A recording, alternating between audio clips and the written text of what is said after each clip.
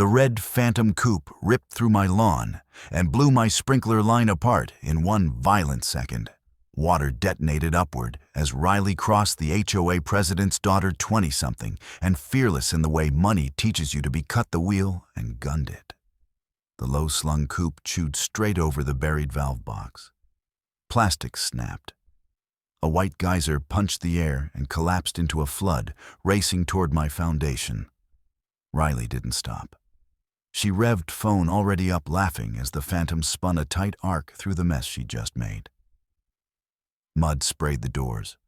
Water blasted the undercarriage. The valve cover floated free like a cracked buoy.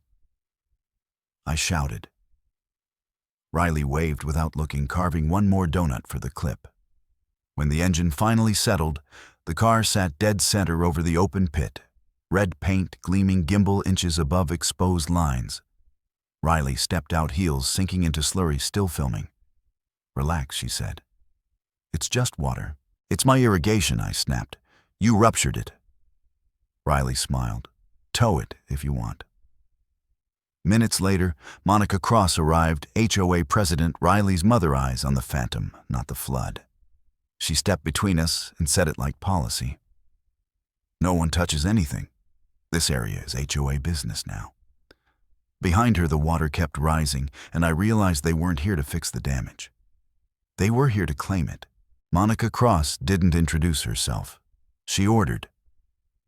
Within seconds of stepping onto my lawn, the HOA president snapped at a contractor on the phone and pointed at my open valve pit like she owned it. "Coordinate. Nobody fixes anything until I say so." She turned to me, chin lifted, and added, "You're interfering with a community issue." The water kept hammering out of the ground. I asked her to move the red phantom coupe so I could shut the line. Monica didn't look at the flood. She looked at the car, then at me. "My daughter is parked legally for HOA purposes," she said. "Touch that vehicle and you'll be fined." She pulled a clipboard from under her arm and flipped to a page already highlighted.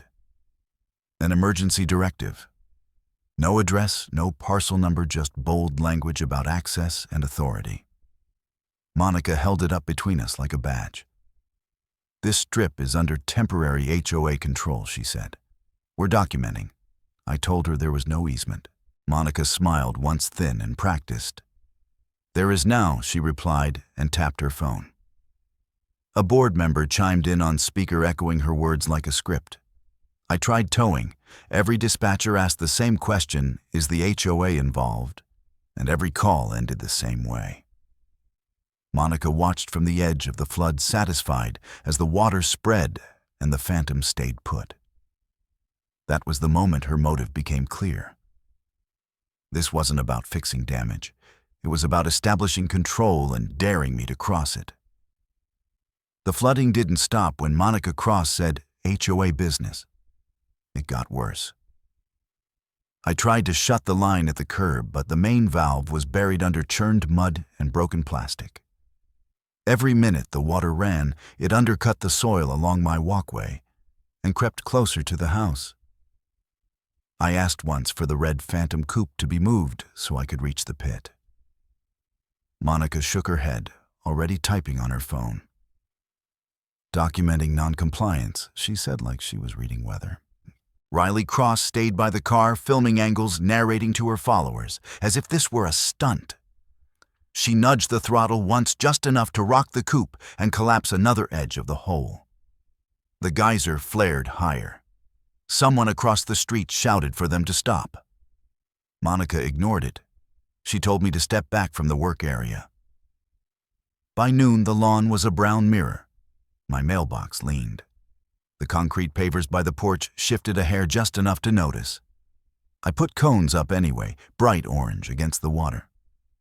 Monica kicked one aside with her heel and told me not to tamper. That night, the water finally slowed when pressure dropped across the block. The pit stayed open. The phantom stayed planted. And the message was clear: this was going to be death by inches. The letters started the next morning. First was a notice taped to my door, stamped with the HOA seal, claiming the flooded strip as a temporary maintenance zone. No parcel number, no dates. Just language broad enough to swallow a driveway. The second came by email an hour later, photos of my own cones labeled as obstructions. Monica, CE the board? I called a tow company again. The dispatcher didn't let me finish. Is it an HOA situation? And when I said yes, the line went quiet, then polite. We can't help you with that. By afternoon, 2 HOA trucks rolled up and dumped gravel near the pit, near not in just enough to rough the edges so it looked like active work. Riley circled the Phantom with a grin, tires flicking stones into the water. Monica told the crew to stop before the line was capped. We're not authorizing repairs yet, she said. We're assessing access. Assessing what exactly became obvious when I overheard a board call on speaker. Someone asked if they could stage vehicles there. Monica answered yes without hesitation. It's a better approach angle, she said. Cleaner sight lines. Cleaner sight lines to my front yard. I pulled the county map and compared it to the HOA's attachment. The boundary line had been nudged just enough to swallow the pit and the strip beside it. A cosmetic change easy to miss unless you knew where the iron pins were. I did. I hired a surveyor the same day. He came out with flags and a tablet frowned once and then again. Your line hasn't moved, he said. Their filing has. He showed me the timestamp. The HOA submission hit the clerk's system after the flooding started. An emergency retroactively declared. The motive snapped into focus when I followed the paper trail. A contractor memo referenced a $3.4 million drainage reroute, temporary staging, temporary access, temporary everything, except the access crossed my land. The flooded strip wasn't an accident. It was a pressure point. Riley helped prove it without realizing. Her clips posted and then quickly set to private caught a laminated diagram on the hood of the Phantom. The arrows matched the memo. The comments underneath were a mess. Someone recognized the street. Someone else asked why a luxury coupe was blocking a repair. I called Monica with the surveyor on speaker. She listened silent, then said, "We disagree," and ended the call. An hour later, a new notice appeared. Interference penalties, low 5 figures escalating daily. The Phantom didn't move. That was the first time I felt real fear, not of the car or the water, but of the machine behind it. This wasn't a rude neighbor flexing authority. This was a board manufacturing conditions to take control, daring me to flinch first. I didn't flinch. I documented. I labeled. I posted warning signs. And when Riley parked the Phantom directly over the valve pit, again blocking any safe repair, I understood the play had reached its hinge. If they wanted the damage to continue, I would stop the damage the only way left. The surveyor didn't argue with the map. He marked the pins, photographed the pit, and filed a correction request with the county clerk before lunch. By mid-afternoon, the clerk called me back, not angry, not apologetic, just careful. There's a discrepancy, she said. 2 submissions. Same strip. Different boundaries. I forwarded everything timestamps, Riley's clips, the contractor memo. The clerk paused. We'll flag it, she said. But until it's resolved, no one has authority to alter private infrastructure. I relayed that to Monica in writing. She replied with a single line, HOA council advises continued assessment. An inspector from code enforcement stopped by near Sunset Boots, sinking into the churned mud. He took photos, nodded at the warning signs I'd posted, and wrote unsafe excavation on his pad. When I asked if I could cap the line, he looked at the Phantom parked square over the pit. You can, he said, if you can access it safely. Access was the problem, and Monica knew it. She showed up again with 2 board members and a contractor who refused to make eye contact. Monica spoke for all of them. We're documenting tonight, she said. Do not alter the site. I pointed at the inspector's note. She waved it away. Our council disagrees. I tried towing one last time, this time with the inspector present. The dispatcher asked HOA involved. I said yes. The answer didn't change. Sorry. That's when the inspector leaned closer and lowered his voice. If the flooding continues and undermines the foundation, he said, that's an emergency repair. You're allowed to stabilize the infrastructure. Stabilize. Not decorate. Not retaliate. Stabilize. I went to the hardware store and bought what the job actually required. I posted fresh signage before dusk. Active repair zone, do not park, chemical sealant in use. I filmed the signs. I filmed the pit. I filmed the Phantom's position gimbal hovering inches above the exposed lines. Riley arrived after dark and parked anyway. She didn't just stop over the pit. She nudged the car forward until the front wheel bridged the hole, blocking it completely. Monica followed minutes later, crossed her arms, and told me, proceed at your own risk. So I did. I suited up, gloves, goggles, and started where the damage was, the broken valve housing and the undermined soil.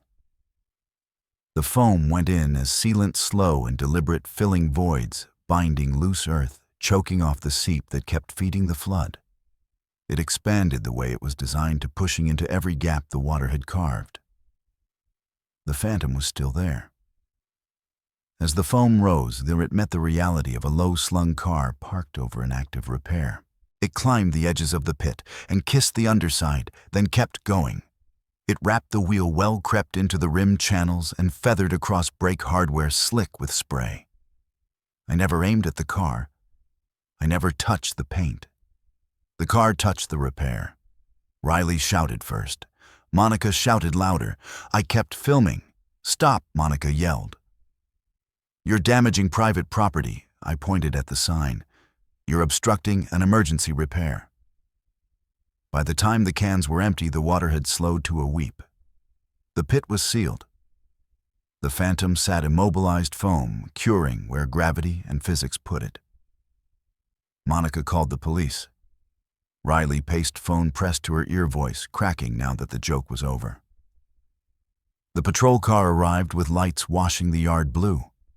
The officer listened, looked at the signs, the inspector's note, the flooded lawn, and the car's position over the pit. He crouched, touched the foam with a gloved finger, and nodded once. Vehicles on private property, he said. Parked in an active repair zone. This is a civil matter. Monica tried to interrupt. The officer held up a hand. Ma'am, he said if you didn't want it in the repair, it shouldn't have been parked in the repair. The foam hardened as the argument fizzled. Tow trucks were finally willing to talk special equipment, only they said. Expensive, delicate, slow. An emergency HOA meeting pinged onto my phone before midnight. They wanted to talk. The emergency HOA meeting was called for 9:00 p.m., and by 8:45, the room was already packed. Monica Cross stood at the front with the board jaw tight, tapping her pen like it could restore control by rhythm alone. Riley sat in the first row, arms crossed, phone face down, for the first time since this started. The red Phantom coupe wasn't outside anymore. It was still in my yard, sealed and immobile. But everyone in that room knew exactly why we were there. Monica opened fast. No welcome, no agenda. No, this homeowner took reckless action and vandalized private property, she said, pointing straight at me. We're here to address his behavior. Murmurs rolled through the room. A neighbor raised a hand and asked about the flooding. Monica cut him off. Irrelevant. I stood, didn't shout, didn't argue. I asked one question before we talk about the foam. Are we acknowledging that your daughter parked a luxury vehicle on top of a damaged irrigation valve on my land? Monica didn't answer. She looked at the board instead. We'll discuss that later. That hesitation cracked the room. People shifted. Phones came out. And for the first time all night, Monica lost the rhythm. I connected my phone to the screen. No speech, no framing. Just a timeline. First clip Riley's video tires cutting across my lawn, the valve box collapsing, water exploding upward. Time-stamped, geotagged. Second, my posted warning signs filmed from 3 angles. Active repair zone. Chemical sealant in use. Time-stamped before the foam. Third, the surveyor's overlay, my property line in blue. The HOA's temporary zone in red, visibly shifted. Gasps this time. Someone whispered, "That's not right." Then the audio. A tow dispatcher on speaker, "If the HOA's involved, we can't touch it." Finally, an email chain. Monica's signature at the bottom. Authorization for temporary access issued after the damage occurred. I stopped the screen on one image, the phantom coupe parked directly over the open pit. "I didn't seal a car," I said. "I sealed a broken system. The car was blocking the repair."